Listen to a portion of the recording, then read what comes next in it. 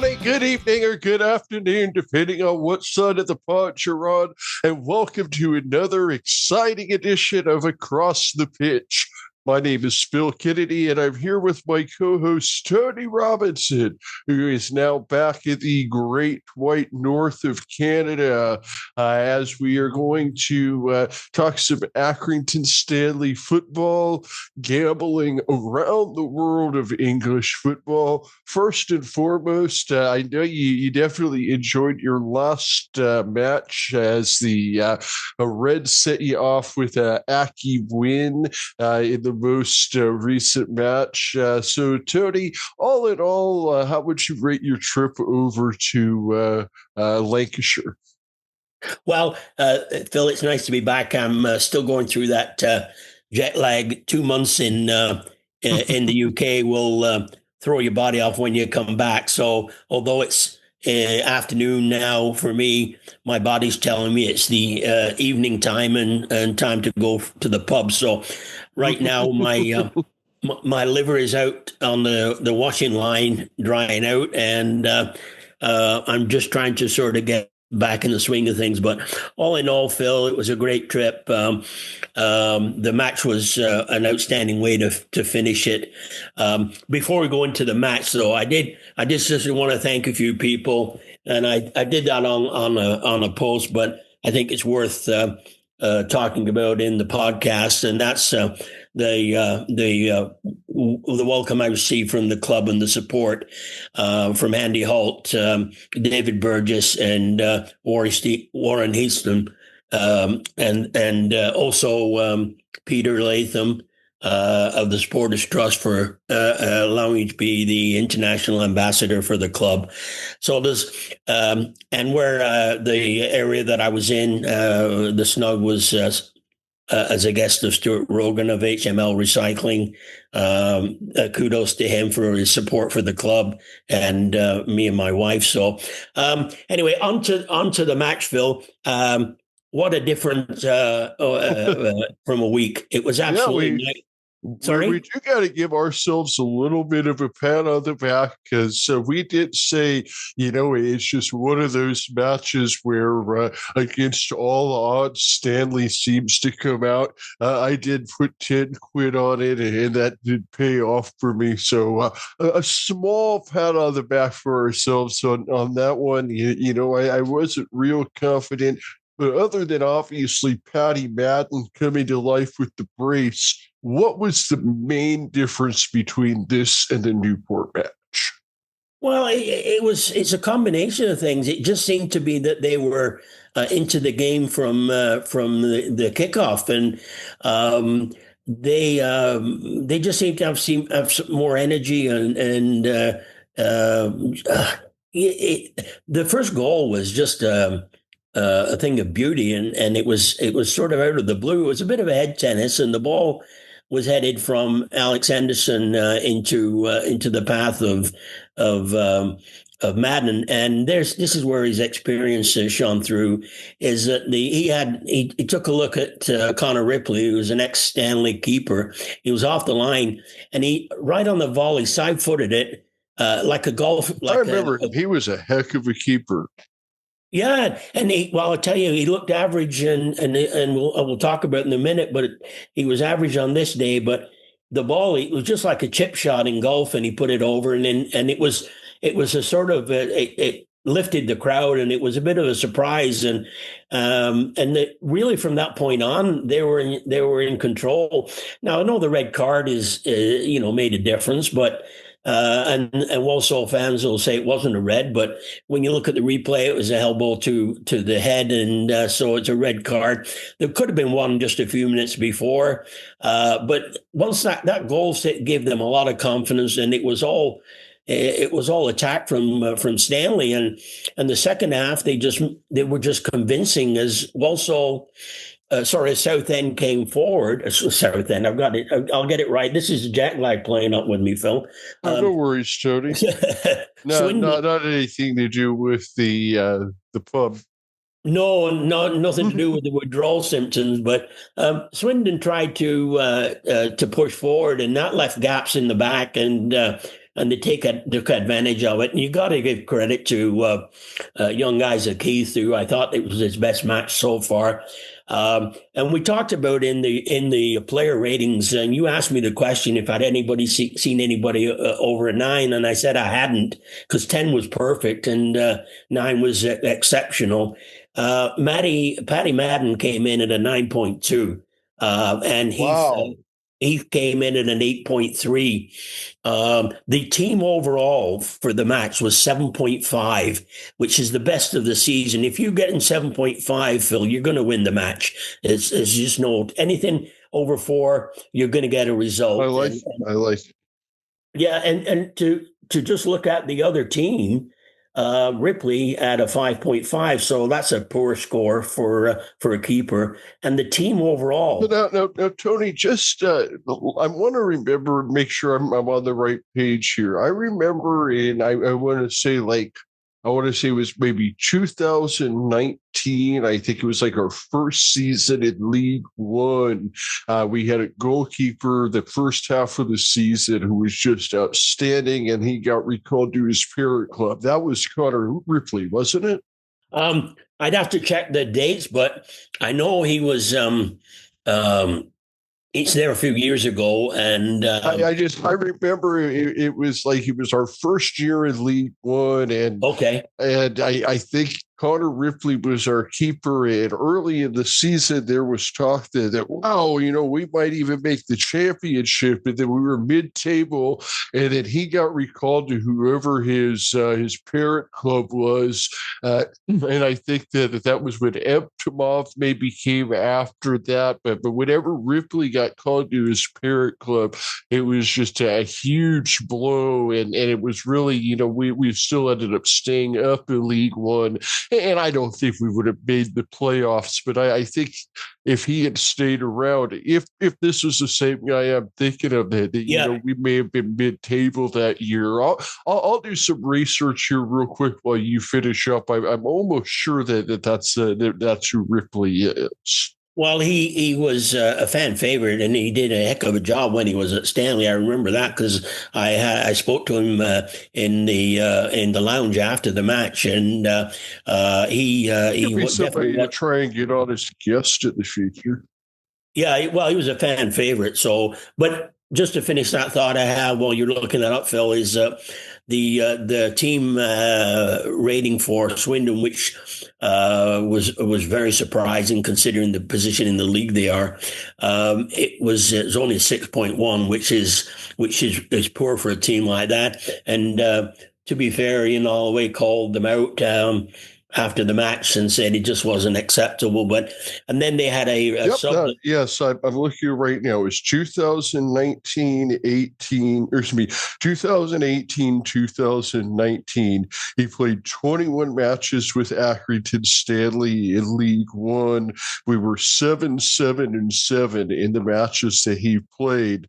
And then he got recalled to Preston, where he only ended up playing 2 freaking matches. Yeah.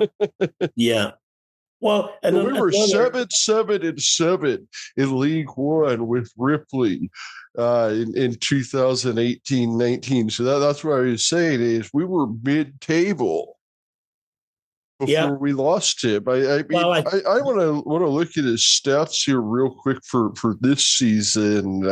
I think, Phil, just because he's not really sort of an impact on us now, and he certainly looked average in that match anyway. But I think they went down. Sorry, I got sidetracked. Back on to what you were saying, Tony. Sorry. Yeah, just back on towards the end of the match, one of their subs went off with obviously it looked bad as a hamstring, possibly a tear, and he couldn't hardly walk off. But they were down to 9 men when Paddy got his 4th. But the chemistry that I noticed that stuck out to me between Heath and Madden was 9 out of 10. It was exceptional that day, and the way they played off each other and the selfishness that they showed towards each other, giving the ball to each other so that like Heath passed the ball across the net when he could have shot, and Madden put it in as an open net. So I think now that Madden's off the mark.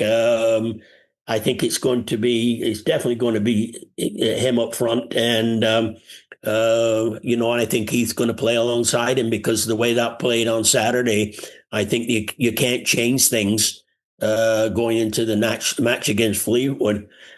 Just to finish off that thought, we've got, this is a nice problem that John Doohan's going to have too, is that come Saturday, Whalley's back in contention, as well as Charlie Caton.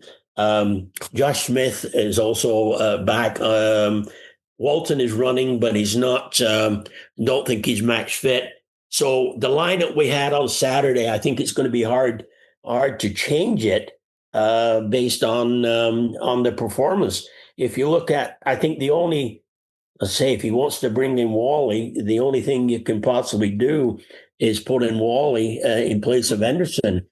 And that's hard. I almost like the idea, especially since he's coming back from an injury, of maybe we, start the same lineup as the last game, kind of say, those guys earned it, and then have, Whalley be our 12th man, if you will, our first impact player off the bench. I think that really might be the best play, because I see this being a low-scoring game. What do you see, Tony?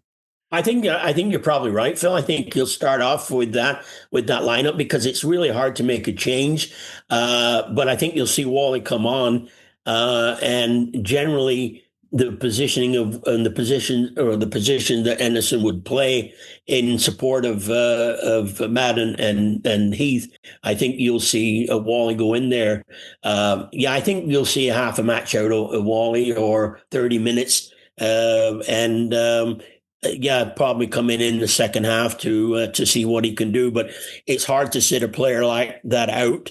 If it had been a loss against Swindon, not only would we have been bottom of the league, but you would have seen Whalley start next week. But now that things are a little rosier because of that win, I think you're bang on with that, Phil.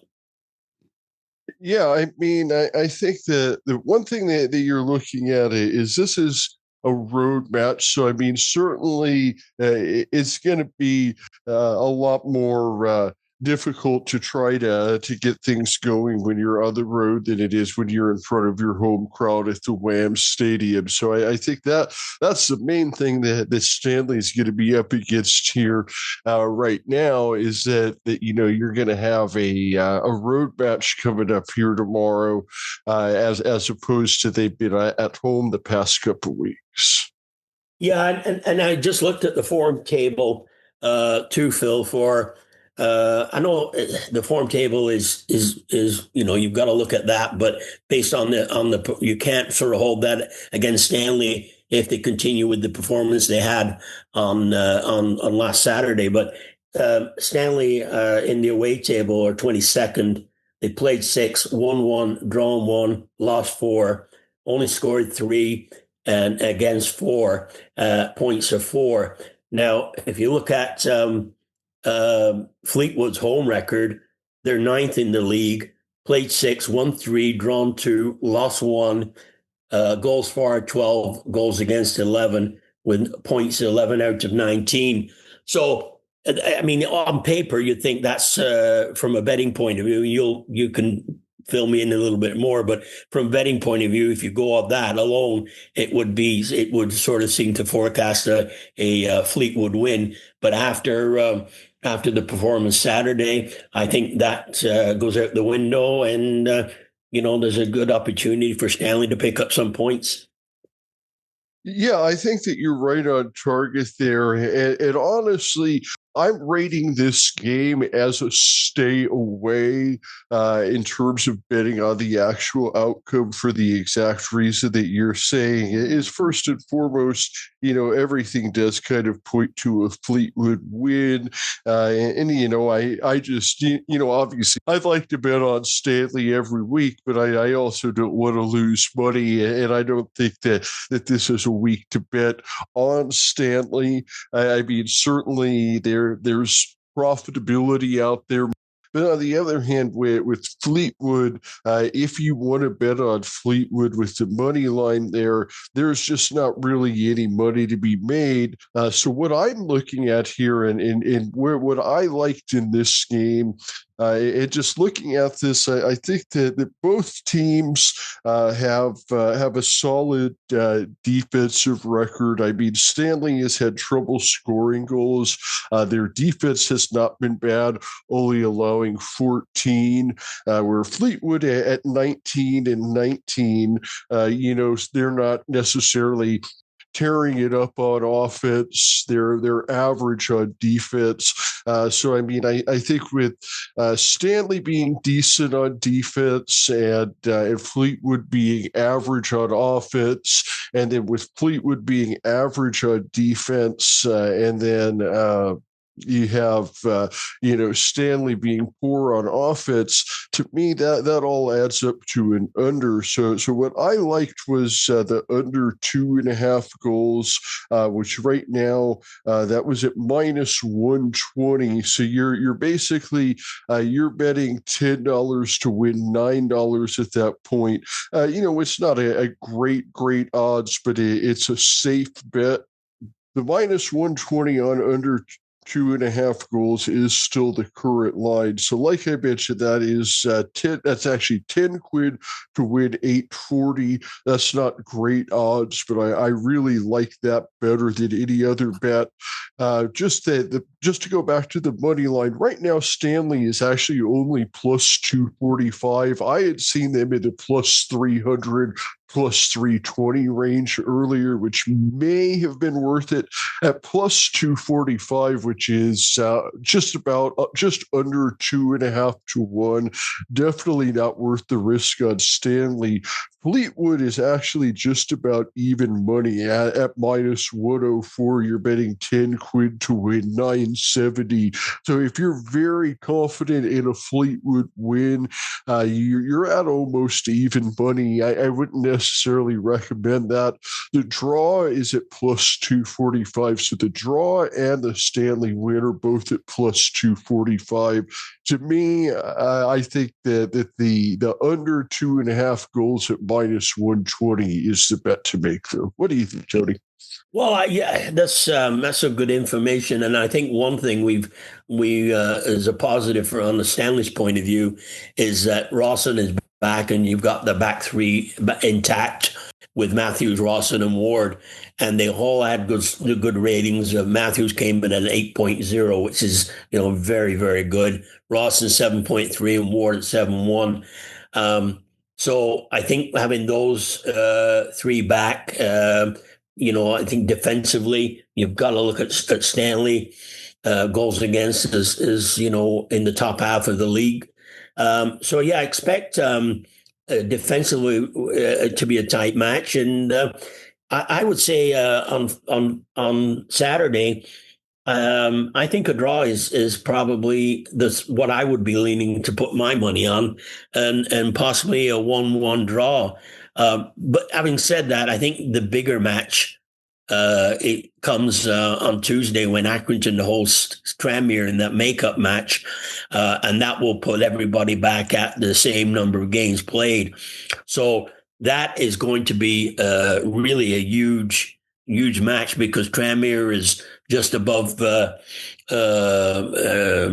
Stanley in the table, and so if we can get a win, if we can come out with a draw against Fleetwood and then a win against Tranmere, I think that puts us, will put us in, move us up the table and put us in decent position where hopefully the pressure is somewhat relieved on the players and John Doolan.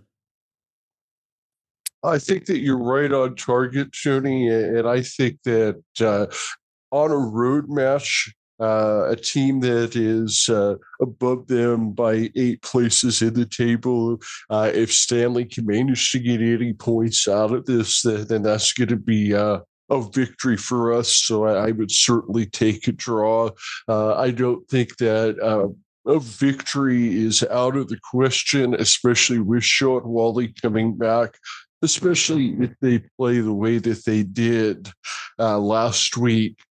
That being said, I can't recommend a bet on Stanley this week. If you want to look at the draw, absolutely. But one thing I did want to mention, and so all of my lines come from the Desert Diamond Casino, which is a local casino here in Glendale, Arizona, that I go to. The Desert Diamond Casino app, highly recommend. And I honestly, I don't usually like these, but they do have some parlay recommendations that they offer you. And once in a while, these will kind of, you'll see one that tickles my fancy. And if you're somebody that isn't opposed to betting against Stanley, then here's a pre-built parlay being recommended by the Desert Diamond app. Fleetwood to win in regular time, under 1.5 goals by both teams in the first half. So under 1.5 goals total in the first half, under 4.5 corners by Stanley in the game, and no to both teams scoring, which would obviously mean that only Fleetwood would score. And that, if you bet that, that's a 4-leg parlay, and that pays out at plus 500. So that's 5-1. And when I hear Fleetwood to win under 1.5 goals first half, if Stanley's playing well, not playing well, they're probably not going to get to 4.5 corners, no to both teams scoring. All those things at 5-1, I'm not going to bet it because I don't want to bet against Stanley. But if you're somebody that's just into making money, that's an interesting parlay. Well, yeah, that's. I know what you're saying. It's if you want to make money, but it's tough to bet against your club like that. But I think one thing I forgot to mention that I think is worth noting is the fact of the 4 goals scored reduced our goal difference to -3, and that in the bottom from Harrogate down is the best by far. And in fact, Shrewsbury is -10, Cheltenham -16, Crawley -12, Newport -12. So as it sits, that's really worth a point. So not only the win, but the reducing the goals against was and that is exactly kind of what I like about this so much, is that Stanley is so good on defense. I don't think that Fleetwood is going to go off. I could see this being a 1-1 game. I could see this being a 0-0 game. Unfortunately, I could very well see this being a 1-0 Fleetwood win or a 2-0 Fleetwood win kind of thing. I'd love to see Stanley win, but at the same time, I'm not going to have any credibility or help people win any money if I tell them to bet on Stanley every single week. Yeah, and I looking at the bottom half of the table, Phil, the teams that have only conceded less than Stanley are Barrow at 13 in 13 matches, and Oldham have conceded only 10 in 13 matches. So Stanley's defense is easily one of the better ones in. Yeah, I think that we're definitely top half of the table defensively. If Paddy Madden can keep going like he did last week, if Whalley can come back and be healthy, if we can find a way to score even 1 or 2 goals a game, we're going to win a lot of football matches. It's just, are we going to find those 1 or 2 goals a game? Because I mean, as promising as the 14 goals allowed scored is, the goal as promising as the 14 goals allowed against is, the 11 scored is equally worrisome. Well, and I mean, if you look at that, you have to remember that last week, coming into last week, we scored 4 times last week. So coming into last week, we literally we scored more than 33% of our goals for the season were scored last week. Yeah, well, I think, and this is the thing, is that before last week, if you look at the lineups, there was a lot of people out injured, and especially your top forwards. And we were saying about Madden just needs to get off the mark, and he's done that. The players are coming back defensively. You got Rawson back, so there's more options. Paddy Madden, much like Shaun Whalley, I mean, he's a guy that, he's not the youngest guy on the pitch anymore, but he's still got more quality than almost any of the guys out there in League Two. And I think the quote that I said to you, Tony, when we signed Paddy Madden was, hey, whenever Accrington Stanley signs a guy that I've already heard of, that's an exciting day. Well, yeah, and everything that they talked about, it shone through on Saturday. And as I say, the chemistry he had with young Isaac Heath. There's 2 players at the opposite end of their playing career, and Isaac Heath, as we mentioned, is a very exciting player.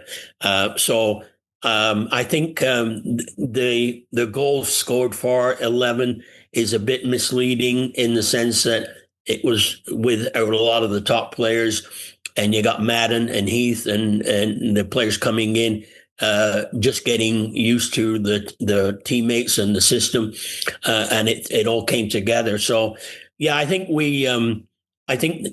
I'm obviously happier the way they're scoring and know that they can score. So I think if people look at that face value and say that Stanley can't score, do that at your peril. And I think that's what Swindon did. I can't see Fleetwood making the same mistake. Right, but right. You can't that's the thing. You can't just assume that Stanley isn't going to score now with the players coming back and Madden and Isaac breaking their duck. Yeah, I mean, and ultimately, I think that you're right, and I do think that especially in the upcoming weeks that we're going to see as these guys come back, as they work their way back into form. We're going to see more scoring. This week, though, especially being on the road, especially not knowing what the lineup's going to look like, not knowing how many minutes guys are going to play, not knowing the form, it's just hard for me to recommend a bet on Stanley. But let's move on to a couple other matches here that I do like in terms of gambling more than Stanley's match.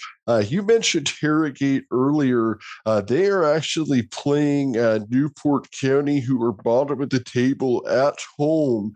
You can actually get plus money on them right now. They're at plus 104, which isn't huge plus money, but it's 10 quid to win 1040. I have already put money on that one. Also with Harrogate and Newport, you have 2 teams that are kind of the opposite problem of Stanley. They're not very good on defense. They're not particularly great at scoring either, but they can score, and they're just terrible defense.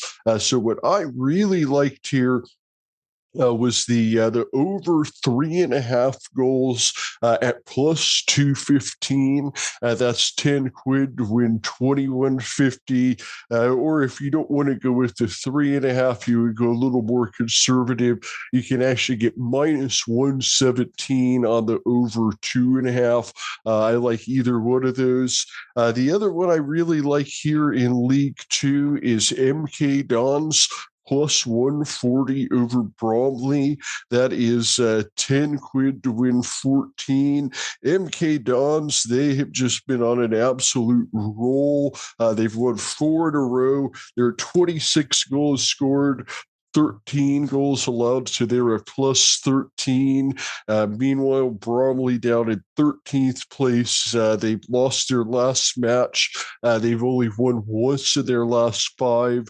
They're plus 2, 19 scored, 17 allowed. So I think that MK Dons are going to wipe the floor with Bromley, and that plus 140 is a great price. I also like over 3.5 goals in the Crawley and Bristol match. This is a lower table match, again, between two very poor defensive teams. I also like the draw in that one at plus 240. I could easily see this game finishing like 3-3, the way that these teams have been playing. But I especially like the over 3.5 at plus 188, which is 10 quid to win 18.8. Yeah, I think that you've got some good insight on those matches, Phil. I think that's a good chance for people to put a few quid down and get a decent return. Yeah, and I have actually put down money already on most of those that I've mentioned. As far as the Premier League, I do have 2 quick picks to make. One is a 2-team parlay, which would be Chelsea and Newcastle on the money line. And then Arsenal money line plus over 6.5 corners for Arsenal. Chelsea and Newcastle as a 2-team parlay on the money line is at plus 126. Arsenal, who are obviously a heavy favorite at home over Crystal Palace on the money line. And then you add the over 6.5 corners. If you've watched Arsenal, they just get tons and tons of corners. So you combine that as a 2-team parlay and push that up to plus 123. Sounds good, Phil. That's interesting stuff. What else do you have, Tony, before we wrap up? No, I think we've covered everything that I wanted to, Phil. And yeah, it's nice to be home and got some outside work to get caught up on. But I really enjoyed my time back in East Lancs and, met some great people. And it's nice when you're at the match and people come up to you and say hello and how's things and that they listen to us. And, so we got a lot of support and from people. And it's really heartwarming. And one of the things that sort of touched me at the end of the match I was there, just as I'm leaving, a fella stopped and said hello to me, and he said that he got hired by my dad back when we lived in the old country. So it was nice to speak to somebody that knew my dad, and sort of it brought the win, and that brought the sort of the really nice ending to the trip. So it's a family at Stanley, and I'm glad just to be a part of it. And kudos to everybody that helps the club on and off the pitch. It's brilliant to be back covering Stanley on a weekly basis because, like you said, Teddy, you hit the nail on the head. The club is like a family, and it's good to be back in the Stanley family doing this podcast every week. And I do hope that your numbers add up, and that the players coming back do make a difference, and that I'm incorrect about my Stanley betting picks this week. And one final note, it's good to have you back on the continent where you have arrived back just in time to see your Toronto Blue Jays in the World Series. I very, very much want to see them beat the Dodgers. I do have one World Series gambling pick that I'm going to give you, though. Right now, this is going off at about plus 165 most places, and that's for the series to go 6 or more games. Yeah, I think it will, and I think the American media will lean heavily on the Dodgers. Canada or Toronto is the only team in Canada playing out of. They're the only team outside the States out of 32, and they're going to try and bring the World Series to Toronto in a win. So can't count the Blue Jays out. They're on paper they're not the better team. But they're the best team in baseball this year, coming back to win. You can't count them out. So, as we say over here, is go Blue Jays. They really showed their resolve in that Mariners series, coming back from being down 2-0. I'll be watching it tonight, Phil, and cheering on the Jays, and then up in the morning early, cheering on Stanley. So it's good to be a sports fan right now, Phil. It is. It's what we call the sports equinox here in the United States, because we have baseball, basketball, American football, and ice hockey all in season. Right now, it's the only time of year, basically for the next 10 days until the end of the World Series, is the only time that all 4 American sports leagues are going at the same time. It's if you're a sports junkie, this weekend is channel hopping one channel to the other, because that's one thing we do get a lot of sports, and that's not considering all the other things that are going on. But because not only you have all 4 American sports plus football, obviously association football. I'm sorry when I say football. You also have NASCAR is down to its last 3 races. Formula One, it's deep in its season. I mean, in Mexico. It's just it's a great time of year to be a sports fan. Yep. I'm looking forward to putting my feet up on the old Chesterfield. And doing some channel surfing this weekend, and catching up on some shut-eye, because I got a lot of garden work to do next week. So always nice talking to you, Phil, and it's nice to be back. I enjoy my time over there, but it's nice to be home. As always, Tony. And on 3, here we go. 1, 2, 3. On Stanley on! Cheers, Phil. Have a good one. Have a great one. See you soon, Tony.